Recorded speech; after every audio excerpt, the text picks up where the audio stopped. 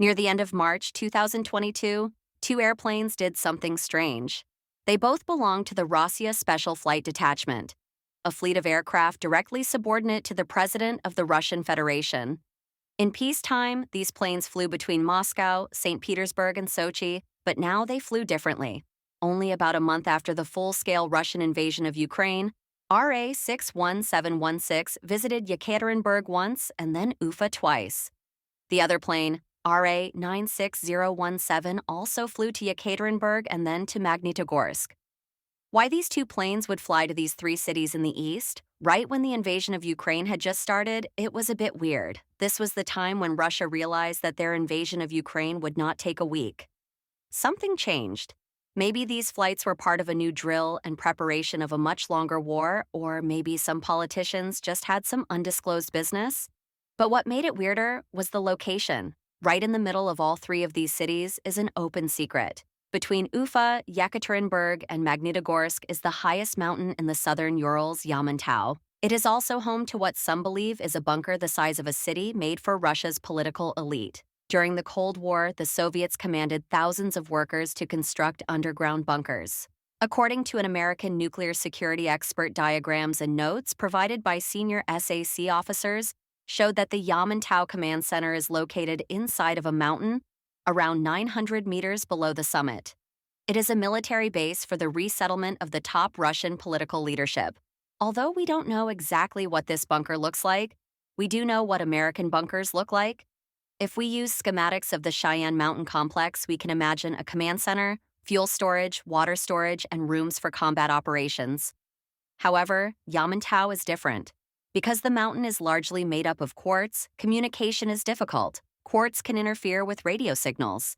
If the massive underground bunker doesn't establish good communication between Russia's political elites and their forces, what else would it be used for? After the Cold War, Yamantau was considered abandoned. The time of infinite communist budgets was over.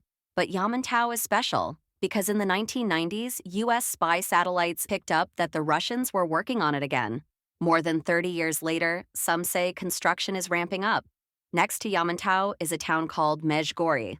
Formed after the merger of two military camps, Mezhgori is militarily restricted. Not any Russian can get in. So, at the end of April 2021, the locals in Mezhgoria were in for a surprise. An Ufa-based newspaper reported that a convoy of at least 19 units of heavy construction vehicles showed up with license plates registered in Moscow. The local mayor's office informed the paper that the vehicles would expand the asset base of Upravilenie Stroitelstva No. 30. No. 30 is contracted specifically for heavy construction projects, including the construction of large-scale underground complexes. They didn't comment on the purpose of the expansion because the projects of US 30 are directly under management of the Ministry of Defense. In April of 2021, military convoys showed up in Mezhgorje, and in April of 2021, the Russians also mobilized thousands near the border of Ukraine. Months later, parts of the presidential fleet flew to cities in the immediate area, seemingly out of nowhere. In early 2021, Navalny published an investigation into a palace on the Black Sea. Funded by public money, it's a hidden mega facility constructed for Putin's private use.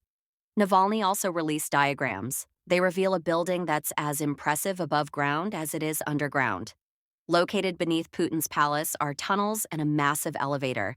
They're equipped with ventilation and sewage systems, and all the other necessary equipment for fresh water and electricity.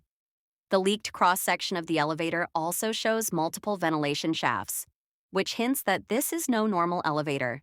It could very well be that these are backups in case of an attack. Whether these tunnels can withstand a modern nuclear blast is unclear, but the walls are made out of 38 centimeters of concrete. Even more revealing is that they were also constructed by No. 30, the same organization connected to Yamantau. No. 30 answers directly to the MDSP, the main directorate of special programs of the President of the Russian Federation. It is the state body that is tasked with organizing the construction of hardened protective structures, and it is led by one of Putin's most trusted individuals. Alexander Linets was a former regional head of the FSB, the descendant organization of the KGB. He's been the head of the MDSP since 2015.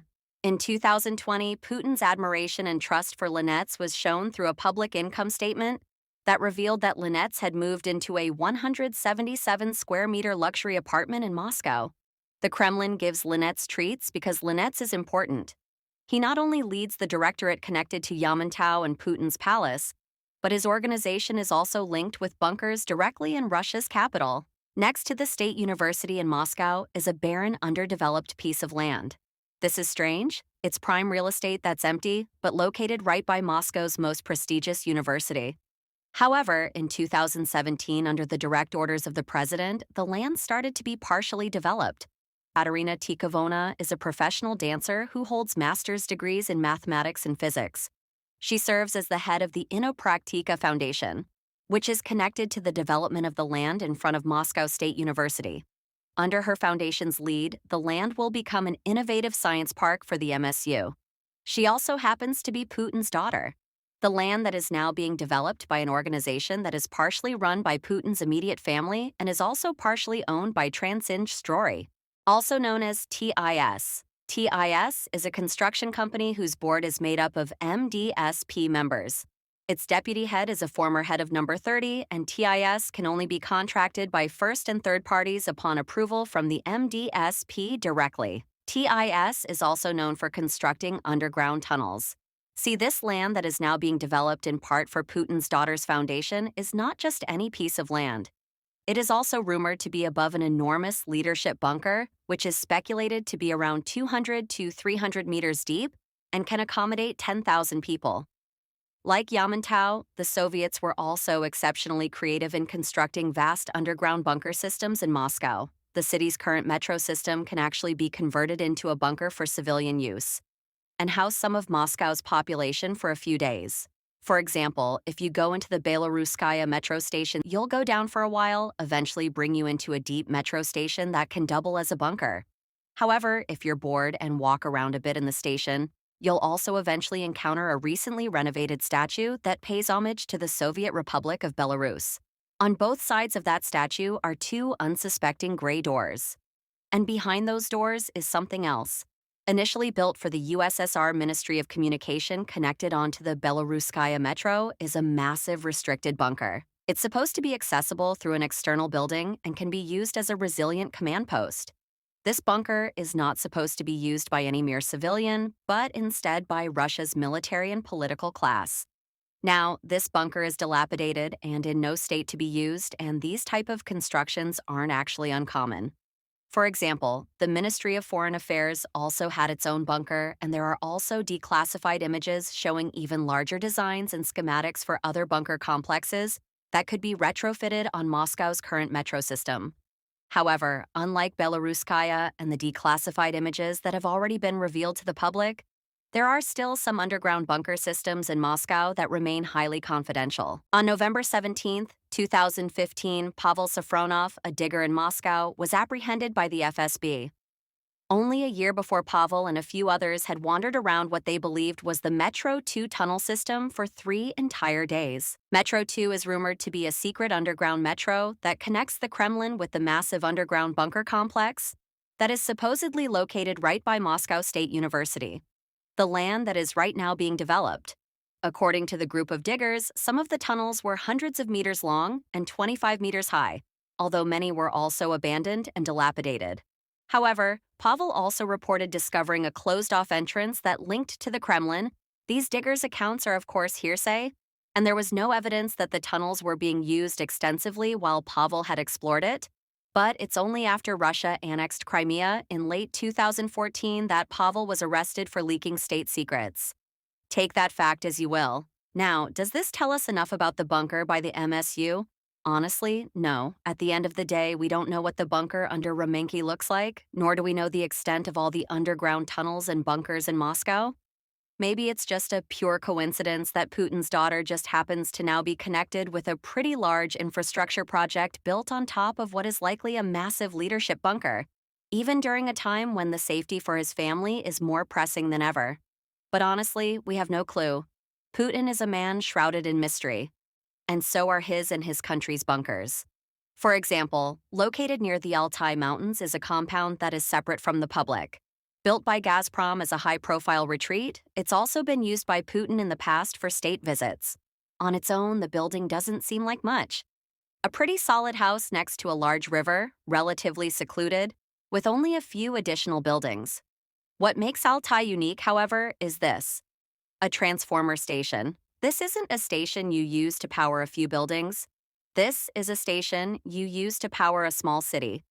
This was enough to sound an alarm. A professor in Russia made pretty large claims that some of the president's family is hunkered down in Altai and some type of extremely advanced bunker. Unknown to the public, there's no smoke without fire. But bunkers are hard to construct and they're hard to hide. It's probably unlikely that Putin was able to construct an entire underground city without it being visible to the public. Dirt that comes out of the ground does need to go somewhere else. But in all honesty, be it Altai, Yamantau, his personal palace, or close to Moscow State University, we just don't actually know the extent of the bunkers and how truly interesting they are. It's easy to dream up big ideas of large advanced underground cities pulled by an unseen strong political apparatus, but on the other hand, they may just be simple concrete rooms with peeling paint. Like the Russian state, the reality of these bunkers may lie somewhere in the middle,